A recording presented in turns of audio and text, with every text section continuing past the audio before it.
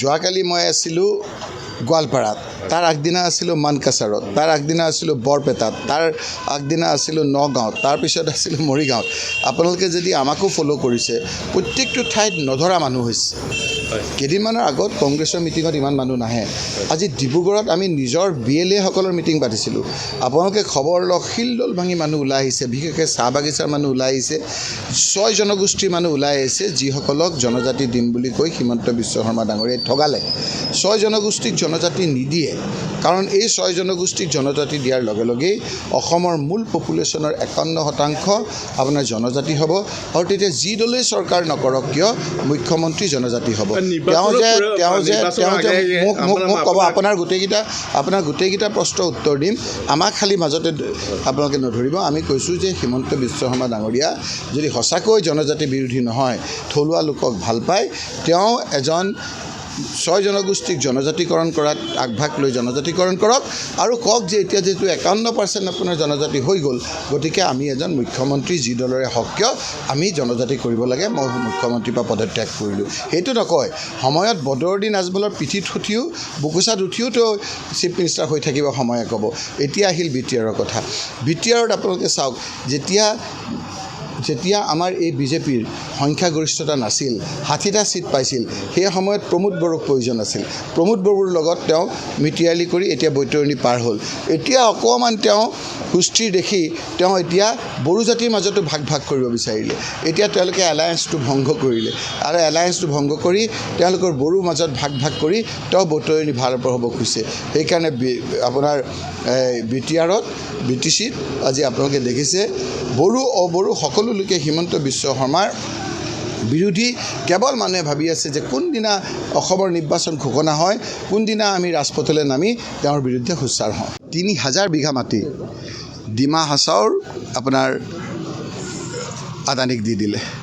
40,000 বিঘা মাটি, 1 বিঘা 2 বিঘা 3 বিঘা 4 বিঘা নহয়, 40,000 বিঘা মাটি কাৰ্বি আংলঙত আম্বানী আদানীকে চিমেণ্ট কোম্পানীক দি দিলে। আমি কোৱা কথা নহয়, কোৰ্টত কৈছে, কোৰ্টত ন্যায়াধীশে কৈছে। এইটো কি চলি আছে? আচৰিত ধৰণৰ এটা কৈছে যে এখন ডিষ্ট্ৰিক্ট আপোনালোকে এনেকৈ দি দিছে, উন্নয়ন বুলি কৈ পেলাই এনেকৈ মানুহৰ ঘৰবিলাক নাইকিয়া কৰি পেলাইছে। প্ৰথমে মানুহৰ নিডটো পূৰা কৰিব লাগে, মানুহ জীয়াই নাথাকিলে কিহৰ আকৌ উন্নতি? আজি আপোনালোকে দেখিছে যে আপোনালোকে কৰি আছে যে নাগাৰ আকৌ আগ্ৰাসন হৈছে। এই সময়ত হিমন্ত বিশ্ব শৰ্মাৰ গুলীকেইটা ক'ত গ'ল? এই সময়খিনিত তেওঁৰ যে একেবাৰে বুকু পিন্ধাই আহিছিল, সেইবিলাক ক'ত গ'ল? আজি ফেঁচাটোৰ দৰে যে তেওঁ আজি নিমাত তিতাল হৈ আছে। কত ফুকন আহি আছে আপুনি চাওক। হিমন্ত বিশ্ব শৰ্মাৰ সোঁহাত বাওঁহাত কংগ্ৰেছলৈ আহি আছে। BTAD ইলেকশ্যনটো হ'ল আপোনালোকে এবাৰ খুব চিন্তা ধৰণৰ কথা। যি BTADৰ এটা দলে এই হিমন্ত বিশ্ব শৰ্মাৰ চৰকাৰখন কৰাত সহায় কৰিলে, সেইসকলক চেক বুজি আজি পিছফালেদি তেওঁৰ যিটো অভ্যাস চুৰি মাৰিলে। এইটো প্ৰমোদ বড়োৱে তেওঁ চৰকাৰ কৰাত সহায় কৰিছিল। আজি সেই প্ৰমোদ বড়োক পিছফালেদি মাৰি আজি আপোনাৰ 2 বড়ো সম্প্ৰদায়ৰ মাজত তেওঁ বিভেদ আনিব বিচাৰিছে। সেইকাৰণে অবড়োসকলো আজি তেওঁৰ বিৰুদ্ধে গৈছে। গোটেই পৰিৱেশটো আজি অশান্তিময় এটা পৰিৱেশৰ সৃষ্টি কৰিছে। গতিকে এই কথাবিলাক ৰাইজে চাই আছে, ৰাইজে উচিত শিক্ষা দিব। আপোনালোকে পোৱা নাই নেকি আজি যে সেই মানুহজন যে BJPৰ বুলি আপোনালোকে প্ৰচাৰ কৰি আছে, পাইছেনে নাই? যিজনে কৈছিল সেইজনে যে BJP, সেই কথাটো যে আজি মিডিয়াত ওলাইছে, মইতো ভালকৈ নাজানো। কিমান ষড়যন্ত্ৰত চাওক বিপ্তত। তেওঁলোকে কইনাৰ বাপেক, তেওঁলোকে দৰাৰ বাপেক, তেওঁলোকে কৰিছে, তেওঁলোকে ধৰা পেলাইছে যে তেওঁ BJPৰ এজন নেতা। তাৰপিছত এনেধৰণৰ একে ষড়যন্ত্ৰ ৰাইজে চাই আছে। এইবিলাক হ'ল যে বিপদকালে বিপৰীত বুদ্ধি, কি বিনাশকালে বিপৰীত বুদ্ধি। এজন সাংবাদিক, নিৰপেক্ষ সাংবাদিক গৌৰৱ গগৈ আজি হুচ্চাৰ হৈ বক্তৃতা দিছে ডিব্ৰুগড়ত। আৰু আপুনি যদি আজি বোকাঘাটত থিয় হৈ ৰঙাটো লৈ পেলাই যদি গৌৰৱ গগৈক আপোনালোকে নেদেখা ভাও জোৰে, ৰাইজে কিন্তু গৌৰৱ গগৈক দেখি আছে। গৌৰৱ গগৈৰ ছাঁটোকে আপোনাৰ সেইজনে বাঘটো দেখিছে, আৰু আপোনালোকে কৈছে গৌৰৱ গগৈ নীৰৱে আছে। আজি তেওঁ প্ৰশ্ন তুলিছে যে মহাভাৰতত মামা বুলি কোৱা লোকজনৰ খুব আপোনাৰ ৰোলটো খুব ভাল নহয়, আৰু সেইকাৰণে আমাৰ ইয়াৰ মামা সেই ধৰণৰ এটা শুকুনিৰ ভেষ লৈছে। আৰু সেইখিনি কথা যদি নুশুনা ভাও জোৰে, ৰাইজে সময়ত তাৰ প্ৰত্যুত্তৰ দিব। ক'বলৈ আপুনিও আপোনাৰ মুখেদিও আপোনাৰ সঁচা কথাখিনি ক'বলৈ নোৱাৰে, কাৰণ হিমন্ত বিশ্ব শৰ্মাৰ দিনত সকলো যে অস্থিৰ পৰিৱেশত আছে। সাংবাদিক কওক, ইভেন আপোনাৰ নিষ্ঠাবান BJP কৰ্মীসকল যে অস্থিৰ হৈ আছে, সেই কথাটো আজি হাত হাতৰে স্বীকাৰ কৰিছে। হিমন্ত বিশ্ব শৰ্মা নিজেও অস্থিৰ হৈ আছে। তেওঁ জানে যে কোন সময়ত মোৰ গাত দি যায় ঠিক নাই। গতিকে এই সময়খিনিত আজি আপুনি কওকচোন, চাকৰি বাকৰি কোনে পাইছে? চাকৰি বাকৰি নোপোৱা মানুহবিলাকৰ ইলেকশ্যনৰ সময়ত তেওঁলোকৰ খুব ভোটৰ আকাৰ নল'ব নেকি? লাখপতি বাইদেউ যে কৈছিলে, আৰু লাখপতি বাইদেউ যিসকলে লাখ টকা পাব তেওঁলোকে বিজেপিত দিব, আৰু যিসকলে লাখপতি নাপায় কংগ্ৰেছক দিব। কথাটো খাটা সেইটোৱে ধৰণেৰে হ'ব। আজি যিসকলক আপোনাৰ তেওঁলোকে জনজাতি দিম বুলি কৈছিলে 6 জনগোষ্ঠীক যদি দিছে তেওঁলোকৰ বিজেপিৰ ফালে যাব, আৰু যদি নাই দিয়া তাৰ বিপৰীত ফালে আহিব। গতিকে আপোনাৰ 100 এবুৰি সমস্যাই আমাক আগুৰি ধৰিছে, বস্তু বাহিনীৰ দামে আমাক আগুৰি ধৰিছে, ঘৰবিলাক নচলা হৈছে। সেইকাৰণে মুখ্যমন্ত্ৰী ডাঙৰীয়াই আমাৰ মনবিলাক বেলেগ ফালে ডাইভাৰ্ট কৰাৰ কাৰণে এক ষড়যন্ত্ৰ ৰচিছে। ৰাইজে এই বিষয়বিলাক দেখা পাইছে আৰু সময়লৈ অপেক্ষাত ৰখি আছে। উচ্ছেদতো আমি কৈ আছোঁ যে কোনখিনি উচ্ছেদৰ কথা কৈছে।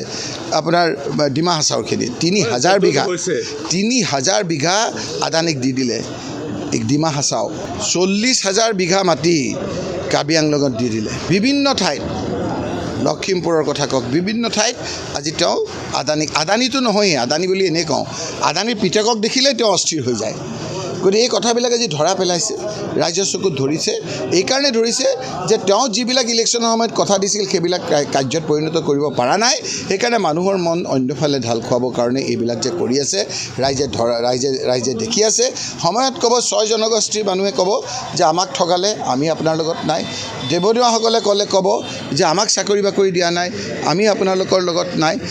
লাখপতি বাইদেৱে ক'ব যে আমাক বহুত মিটিঙত আপোনালোকে চুচৰাই নিলে, কিন্তু এতিয়া আমাক এগৰাকীকো লাখপতি নিদিলে, আমি আপোনালোকৰ লগত নাই। বাপেকে ক'ব যে মই ঘৰ চলাব নোৱাৰা হৈছোঁ, আজি আপোনালোকৰ লগত নাই।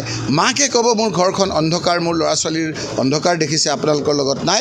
সৰ্বদিশে আজি অসমৰ মানুহৰ মনত যিটো এটা অন্ধকাৰময় পৰিৱেশৰ সৃষ্টি হৈছে তাৰ প্ৰত্যুত্তৰ 2026ত আপোনালোকে ভোটৰ বাকচত দেখা পাব। যে উৰিয়ামঘাটত যিটো হ'ল, এতিয়া নাগা আহি আমাৰ ঘৰত সোমাই গ'ল, হয় নহয়, উলিয়াব পৰা নাই। এতিয়া আপুনি মুখ্যমন্ত্ৰীকে সুধিব লাগে। এই যে ৰঙা চকু দেখায়, এই যে আপোনাৰ যে বিভিন্ন ধৰণেৰে গুলি মাৰিম বুলি কয়, এই সময়খিনিত তেওঁৰ গুলিবিলাক ক'ত গ'ল?